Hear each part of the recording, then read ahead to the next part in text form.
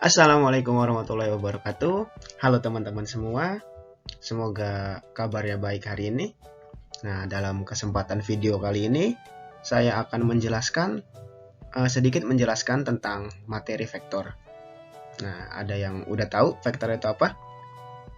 Kalau belum tahu, lanjut nonton videonya. Oke, pengertian vektor. Nah, vektor adalah suatu besaran. Nah, dalam fisika, vektor itu adalah sebuah besaran ya, yang mempunyai nilai dan mempunyai arah. Nah, contohnya apa? Contoh besaran ini itu adalah kecepatan, percepatan, gaya, momentum, momen gaya, medan listrik, dan medan magnet. Nah, untuk menghitung besaran-besaran vektor ini, terdapat aturan yang berlaku ya. Nah, aturan itu dikenal dengan operasi vektor. Nah, kalau pengen tahu, lanjut nonton videonya. Nah, untuk penulisan vektor. Nah, penulisan vektor dapat dituliskan oleh satu huruf atau dua huruf ya. Nah, contohnya seperti ini. Nah, terdapat vektor A yang mengarah ke B. Nah, penulisannya dapat seperti ini. Atau juga seperti ini. Nah, vektor yang ditulis dalam dua huruf pertama menunjukkan titik asal. Nah, seperti ini, A ini menunjukkan titik asal. Nah, lalu huruf kedua menunjukkan arah dari vektor tersebut. Nah, di sini B. Nah, jadi vektor di sini menjadikannya seperti ini. Nah, yaitu A mengarah ke B.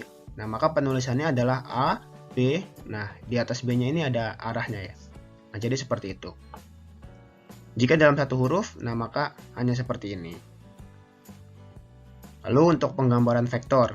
Nah, penggambaran vektor dapat digambarkan oleh satu huruf dan juga dua huruf. Nah, yaitu bisa seperti ini, satu huruf atau dua huruf. Seperti yang tadi ya, ini dua huruf. Yaitu A mengarah ke B. Nah, seperti ini juga V mengarah ke sebelah kiri. Jadi penggambarannya seperti itu. Oke, lanjut. Nah, di sini adalah aturan-aturan untuk menghitung resultan vektor ya. Nah, di sini ada metode segitiga. Nomor satu ada metode segitiga, yaitu metode yang menggunakan segitiga sebagai acuan. Nah, ini biasanya digunakan untuk penjumlahan atau menghitung selisih sebuah vektor ya. Dua buah vektor lebih tepatnya. Nah, jadi seperti ini. Jadi ada vektor A yang mengarah ke sini, lalu vektor B mengarah ke sini. Nah, maka kita gabungkan. Nah, vektor A lalu dilanjut dengan vektor B. Nah, maka resultannya adalah ini. Dari titik awal A ke titik akhir B. Atau bisa disebut C atau bisa disebut R ya.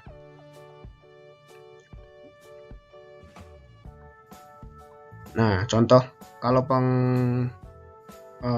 penjumlahan atau perselisihan, menghitung selisih, yaitu ini.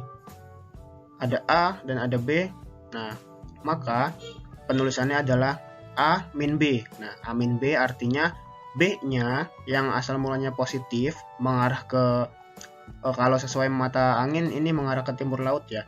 Nah, maka dia akan berubah ke barat daya karena dia awal mulanya adalah positif lalu dijadikan dengan negatif. Nah, makanya A min B penulisannya seperti ini. Dengan resultannya atau C-nya bisa juga dari titik awal A ke titik akhir B.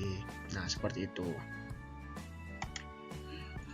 Nah, yang kedua ada metode jajar genjang.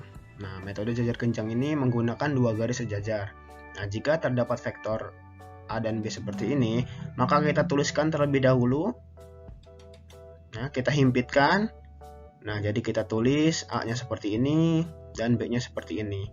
Nah, maka kita tulis juga garis yang sejajar dengan vektor A dan vektor B. Nah, kita gambar dari sini ke sini dengan panjang yang sama dengan vektor A. Lalu kita gambar juga dari sini ke sini yang juga sama panjangnya dengan vektor B. Nah, maka kita akan menemukan resultannya, yaitu dari titik awal ini, dari titik antara vektor A dan vektor B, lalu ke titik garis bayang yang tercipta dari garis sejajar yang menjadi acuan A dan B ini, ya.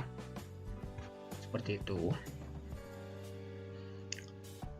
Lalu yang ketiga ada metode poligon. Nah, metode poligon ini biasanya digunakan untuk menjumlahkan dua buah vektor atau lebih ya.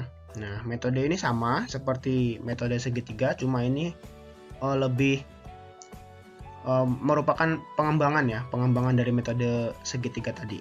Nah, jadi jika terdapat vektor A, B, C, D seperti ini, nah maka kita tinggal gabungkan saja. Nah, A-nya seperti ini, B lanjut ke C dan lanjut ke D. Nah, maka resultannya adalah sama, resultan dari titik A, titik awal, langsung ke titik akhir atau vektor terakhir ya, titik ujung.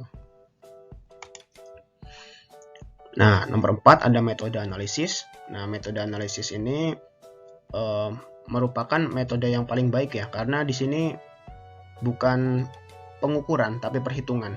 Jadi menggunakan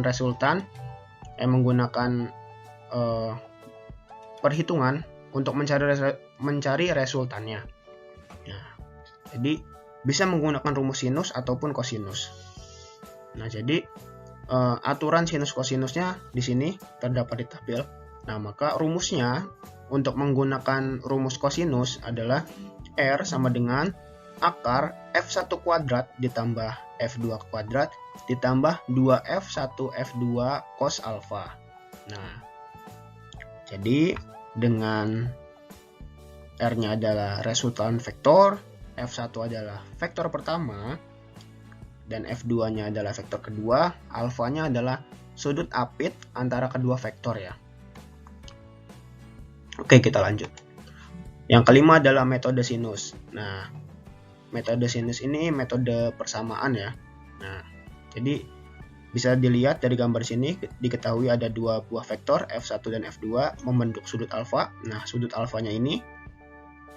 Nah, sudut antara vektor resultan dan vektor F1 adalah beta. Nah, yang ini. Jadi, sudut antara F1 ke resultan itu disebut beta. Nah, sedangkan sudut antara resultan R dan vektor F2 adalah A min beta. Nah, jadi A min beta. Nah, jadinya ini. Nah, secara sistematis rumusnya adalah seperti ini. R per sin A sama dengan F di F1 dibagi sin alfa min beta sama dengan F2 dibagi sin beta. Oke, kita lanjut ke contoh soal ya. Nah, di sini ada contoh soal dua buah gaya sama besarnya yaitu 10 Newton membentuk sudut 120 derajat satu sama lain. Nah, selisih kedua vektor tersebut adalah, nah pertanyaannya adalah selisih kedua vektor. Nah, jadi yang ditanyakan adalah resultan ya. Nah, diketahui A-nya sama dengan 10 atau F1 ya. F1 sama A sama ya. Tergantung kalian mau pakai yang mana. Nah, B-nya sama dengan 10 atau F2-nya. Nah, dan alfanya sama dengan 120. Nah, yang ditanyakan resultan. Maka kita masukkan ke rumus kosinus tadi. Jadi, R2 sama dengan A2 ditambah B2 dikurang 2A dikali B dikali cos alfa. Nah, atau kita bisa menggunakan rumus yang tadi ya. Yang bentuk akar. Nah, ini kan bentuk kuadrat. Nah, kalau contoh rumus yang tadi itu menggunakan akar. Sama saja. Nah, jadi kita masukkan datanya dengan A-nya adalah 10, B-nya 10, dan alfanya adalah 120. Nah, maka hasilnya adalah R2 sama dengan 100. Nah, R sama dengan akar dari 100 yaitu 10. Jadi, untuk resultannya adalah 10 Newton juga. Seperti itu. Baik, kita lanjut ke contoh soal selanjutnya. Nah, untuk contoh soal yang kedua ini adalah diketahui dua buah vektor masing-masing panjangnya 6 cm dan 8 cm. Jika kedua vektor berimpit dan saling tegak lurus, maka tentukan arah resultan vektor terhadap kedua vektor tersebut. Nah, jadi kita yang ditanyakan di sini adalah sudut ya. Jadi bisa disebut beta A min B atau theta 1 theta 2. Nah, di sini kita menyebut alfanya dengan theta ya. Sama saja. Jadi karena resultannya belum kita ketahui, nah maka kita mencari resultannya terlebih dahulu menggunakan rumus kosinus.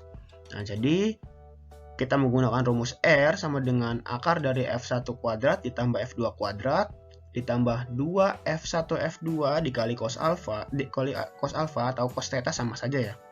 Nah, jadi kita masukkan dengan F1-nya sama dengan 6, F2-nya 8, lalu theta-nya 90. Nah, jadi R-nya sama dengan 100. Nah, R-nya sama dengan akar 100, sorry. Lalu R-nya sama dengan 10 Newton. Nah, R-nya sudah kita ketahui. Nah, maka untuk mencari theta 1 yaitu kita masukkan ke rumus sinus. Nah, dengan persamaan yang tadi, dengan R per sin theta atau sin alpha sama dengan F2 per sin theta 1. Nah, kita masukkan datanya, R-nya tadi 10, lalu F2-nya sama dengan 8. Nah, lalu untuk sudutnya atau tetanya adalah 90, jadi sin 90 ya. Sin 90 adalah 1 berdasarkan tabel di sebelumnya, di slide sebelumnya. Nah, jadi sin tetanya adalah 0,8. Sin theta satunya. Nah, jadi theta satunya adalah 53 derajat. Nah, di sini theta satunya sudah kita ketahui, maka untuk mencari theta 2 kita tidak perlu memasukkan ke dalam rumus sinus lagi. Nah, jadi tinggal mengurangkan dari theta dikurang theta 1 yaitu 90 sesuai data dari soal. Nah, lalu dikurangkan dengan theta 1 yaitu 90 dikurang theta 1 yaitu 53 derajat. Nah, jadi 37 derajat. Nah, maka sudut yang jarak sudut antara gaya F1 dengan resultan itu adalah 53 derajat, sedangkan sudut yang terbentuk dari F2 ke resultan adalah 30 derajat. Nah, seperti itu. Nah, baik, kita sudah di penghujung video. Semoga bisa dimengerti. Mohon maaf jika ada kesalahan. Kurang lebihnya mohon maaf. Wassalamualaikum warahmatullahi wabarakatuh.